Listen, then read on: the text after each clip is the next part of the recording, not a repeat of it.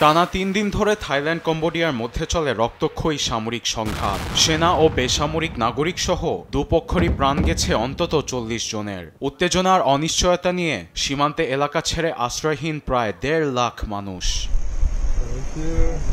সংঘাতের ইতি টানতে অবশেষে মার্কিন প্রেসিডেন্ট ডোনাল্ড ট্রাম্পের মধ্যস্থতায় যুদ্ধবিরতিতে সম্মতি জানিয়েছে দুদেশ। শনিবার ট্রুথ সোশ্যালে তিনি জানান, থাই ও কম্বোডিয়ার প্রধানমন্ত্রীর সঙ্গে যুদ্ধাবস্থা নিয়ে আলাপ করেছেন। সংঘাত বন্ধ না করলে যুক্তরাষ্ট্র এ দুদেশের সঙ্গে কোনো বাণিজ্য চুক্তিতে যাবে না বলেও হুঁশিয়ারি দেন ট্রাম্প। ফোন আলাপের পরই মার্কিন প্রেসিডেন্ট জানান, তাৎক্ষণিক যুদ্ধবিরতি ও শান্তিতে সম্মত তারা। ট্রাম্পকে ধন্যবাদ জানিয়ে থাইল্যান্ডের ভারপ্রাপ্ত প্রধানমন্ত্রী ফুমথাম জানান, যুদ্ধবিরতি প্রশ্নে নমপেনের পক্ষ থেকে আন্তরিকতার প্রমাণ দেখতে চায় ব্যাংকক। বলেন, যুদ্ধবিরতিতে সম্মত হলেও সীমান্তে দীর্ঘমেয়াদী শান্তি প্রতিষ্ঠায় কম্বোডিয়ার সঙ্গে দ্বিপক্ষীয় আলোচনায় বসতে চায় থাইল্যান্ড।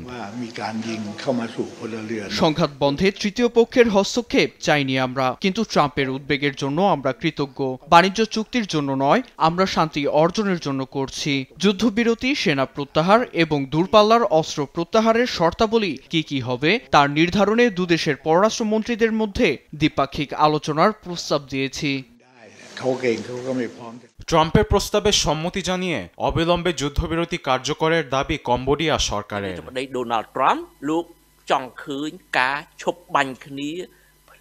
থাইল্যান্ড কম্বোডিয়া সংঘাত আর দেখতে চায় না বিশ্ব, এমন বার্তা দিয়ে দুপক্ষের সেনাদের ঘরে ফেরার আহ্বান জানিয়েছেন মালয়েশিয়ার প্রধানমন্ত্রী আনোয়ার ইব্রাহিম। আরবিদ আফসার, নিউজ ডেস্ক, দেশ টিভি।